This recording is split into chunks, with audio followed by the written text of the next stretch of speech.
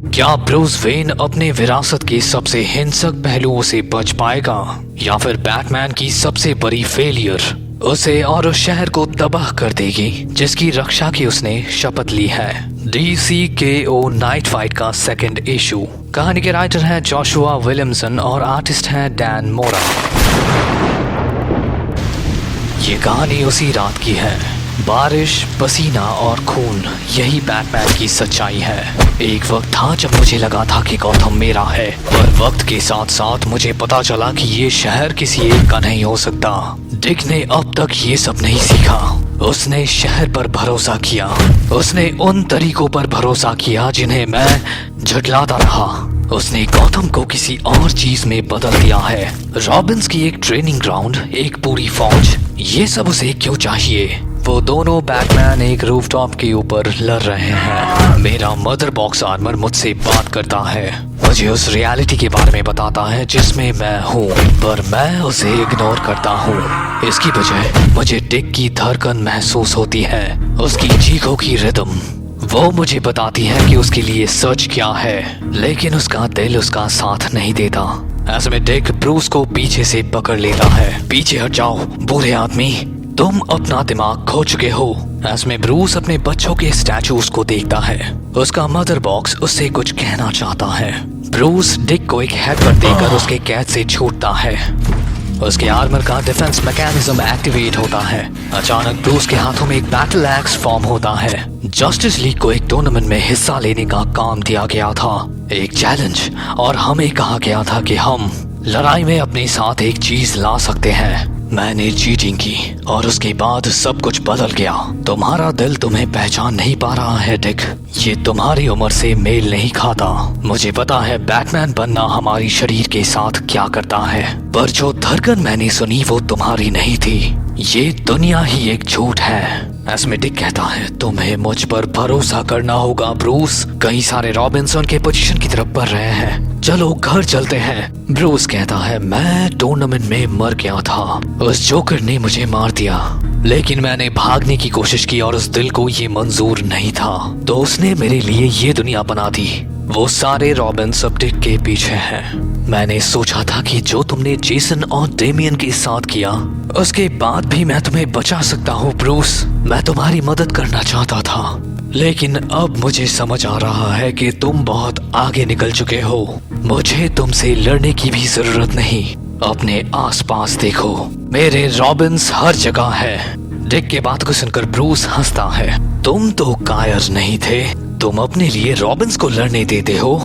Dick कभी ऐसा नहीं करता, पर ठीक है, चलो देखते हैं तुम्हारे रॉबिन्स में कितना दम है। वो सारे रॉबिन्स एक साथ ब्रूस के ऊपर अटैक कर देते हैं, पर अब बैटमैन भी पीछे नहीं हटता। वो उनके हर एक अटैक्स को डॉज करता है। वो एक रॉबिन को जोरदार किक करता है और एक दूसरे रॉबिन का गर्दन पकड़ लेता है। उसका हेड लॉक करके एक रॉबिन के चेहरे पर किक करता है। तेजी के साथ मूव करते हुए वो एक रॉबिन के पेट पर पंच करता है। बस कुछ ही सेकंड्स में ये फाइट खत्म हो जाता है। बहुत आसान। क्या तुमने वाकई इन्हें ट्रेन किया है डिक? क्योंकि ये बहुत कमजोर है। ऐसे में डिक बैटमैन की तरफ बढ़ते हुए कहता है, रॉबिन्स पीछे हट जाओ, ये लड़ाई मेरी है। डिक ब्रूस के ऊपर एक जोरदार किक करता है, पर ब्रूस उसे अपने हाथों से ब्लॉक करता है। ऐसे में डिक अपने स्क्रीमा स्टिक से ब्रूस के चेहरे पर वार करता है। ब्रूस गुस्सा है, अपने एल्बो से डिक के चेस्ट पर वार करता है। ब्रूस का एक्स और डिक का स्क्रीमा स्टिक टकराते हैं। पंचेस, किक्स, ये दोनों वॉरियर्स जैसे खुद को बेहतर प्रूव करने के लिए लड़ रहे हैं। ब्रूस समझ जाता है कि डिक ज्यादा ताकतवर है, उसे अच्छी ट्रेनिंग मिली है। अपोकलिप्स के हार्ट ने एक अच्छा कॉपी बनाया, एक बेहतर बैटमैन। आखिरकार डिक जंप करता है और ब्रूस को एक जोरदार किक करता है, जिससे वो जमीन पर गिर जाता है। पर डिक रुकता नहीं, वो अपने स्क्रीमा स्टिक्स को लेकर ब्रूस की तरफ बढ़ता है, पर ब्रूस अपने हाथों को उठाता है। रुक जाओ, तुम सही हो। ब्रूस के बातों को सुनने के लिए डिक रुक जाता है। मैं गलत था, मैंने किया था, मैंने उनको मार दिया, पर मैं कभी इससे संभाल नहीं पाया। कोई बात नहीं ब्रूस, मैं तुम्हारी मदद कर सकता हूँ। जब लेजर्स वेनम खत्म हो जाएगा, तब तुम देखोगे कि ये दुनिया वाकई कैसी है। तुम इससे प्यार करना सीख जाओगे। शुक्रिया डिक, मेरा मतलब बैटमैन। तुम वो हो जो मैं कभी नहीं बन सकता। डिक अपना हाथ आगे बढ़ाता है और ब्रूस उसे पकड़ता है। बहुत ज्यादा ही भरोसा करने वाले हो। और फिर एक पावरफुल अपरकट जिससे डिक जमीन पर गिर जाता है। बैटमैन डिक के सामने है, उसके हाथों में उसका एक्स है। तुम अब भी लोगों में अच्छाई देखना चाहते हो, ये तुम में हमेशा से था, लेकिन तुम असली डिक नहीं हो। डिक सच में लोगों पर भरोसा करता था, लेकिन वो उन्हें कंट्रोल करने की कोशिश नहीं करता। ब्रूस उस ब्लेड को ऊपर उठाता है। शायद अपोकलिप्स के दिल को यही मंजूर है। ब्रूस डिक के छाती को चीरने के लिए तैयार है। ऐसे में एक पावरफुल ब्लास्ट आकर ब्रूस की पीठ पर लगता है। ब्रूस अभी जमीन पर है, वो दर्द से तड़प रहा है। बारिश, पसीना, दर्द और बैटमैन। ऐसे में एक दूसरा ब्लास्ट आकर ब्रूस को लगता है। ब्रूस बेहोश हो जाता है। कुछ टाइम के बाद ब्रूस अपनी आंखों को खोलता है। वो एक प्रिजन के अंदर है, उसके हाथ बंधे हुए हैं। क्या हो रहा है? वो अपना सर उठाता है और देखता है एक दूसरा बैटमैन उसके सामने है, पर इस वाले का ड्रेस कुछ अलग है। उसका red cape, red bat symbol और चेहरे पर एक डीप रेड हेलमेट। तुमने फिर से भागने की कोशिश की? तुम्हारे इलाज का वक्त हो गया है। जेसन मर चुका है। मुझे बैटमैन बुलाओ। ब्रूस अपना सर नीचे करता है। ये सच नहीं हो सकता। रेड हुड बैटमैन नीचे झुकता है। इस बार कौन सा झूठ है? तुम कह रहे हो कि तुम असल में कहां से आए हो? ये हकीकत नहीं है। तुम अंधेरे मल्टीवर्स में फंस गए थे। तुम्हारे पास सुपरमैन वाली पावर्स थी। ब्रूस कहता है अपोकलिप्स के दिल ने पहले भी ये खेल खेला है और मैं दोबारा उसके झांसे में नहीं आने वाला। अच्छा, तो ये अपोकलिप्स टूर्नामेंट वाला मामला है। ये पुरानी बात है जहाँ पे रियलिटी बदल दी गई थी ताकि तुम अपने दोस्तों से मौत तक लड़ सको। ऐसा ही है ना? रेड हुड फिर से खड़ा होता है। मुझे लगा था तुम मर चुके हो, समझे? और बस एक दिन तुम अचानक यहाँ आ गए। ऑल्टरनेट रियलिटी की बात कर रहे हो? वो अपने हेलमेट को धीरे से उतारता है। क्या उस ऑल्टरनेट रियलिटी में मेरे भाई अब तक जिंदा है? जेसन ब्रूस को अपना चेहरा दिखाता है। बूढ़ा, थका हुआ, चेहरे पर कई सारे जख्म के दाग। हमारे परिवार के बारे में सोचे बिना मेरा एक दिन भी नहीं गुजरता। ब्रूस का हाथ अभी भी बंधा हुआ है, पर फिर भी वो अपने पैरों पर उठ खड़ा होने की कोशिश करता है। जेसन, तुम्हें मेरी बात सुननी होगी। लेकिन बात यह है ब्रूस, तुम और मैं दोनों जानते हैं कि तुम असली बैटमैन नहीं हो, है ना? Clay face. ऐसे में बैटमैन उस स्ट्रेट जैकेट से निकल जाता है। वो लड़ने के लिए पूरी तरीके से तैयार है। जिसे देख जेसन कहता है मैं ही असली जेसन हूँ, चाहे तुम्हें यकीन हो या ना हो। ब्रूस कहता है मुझे परवाह नहीं, पर तुम्हें मुझे जाने देना होगा। जेसन अपना सिर हिलाता है, कभी नहीं। और फिर वो अपनी क्रॉसबो को ब्रूस की तरफ करता है। गुस्सा उसकी आंखों से झलक रहा है। शहर का मौसम खराब हो रहा है, खासकर तब से जब मैंने तुम्हें सड़कों पर पाया था बैसल। तुम पर मैंने भरोसा किया था। बैटमैन फिर से लड़ने के लिए तैयार होता है। अपोकलिप्स का दिल तो यही चाहता है ना? तो ठीक है। रेड हुड अपने क्रॉसबो से ब्रूस के ऊपर अटैक करता है, पर ब्रूस रुकता नहीं। वो जेसन के चेस्ट पर अपने एल्बो से अटैक करता है, पर जेसन का राइट हुक सीधा आकर ब्रूस के चेहरे पर लगता है। ब्रूस का एक अपरकट जिससे जेसन पीछे हटता है, और फिर एक जोरदार स्पीयर।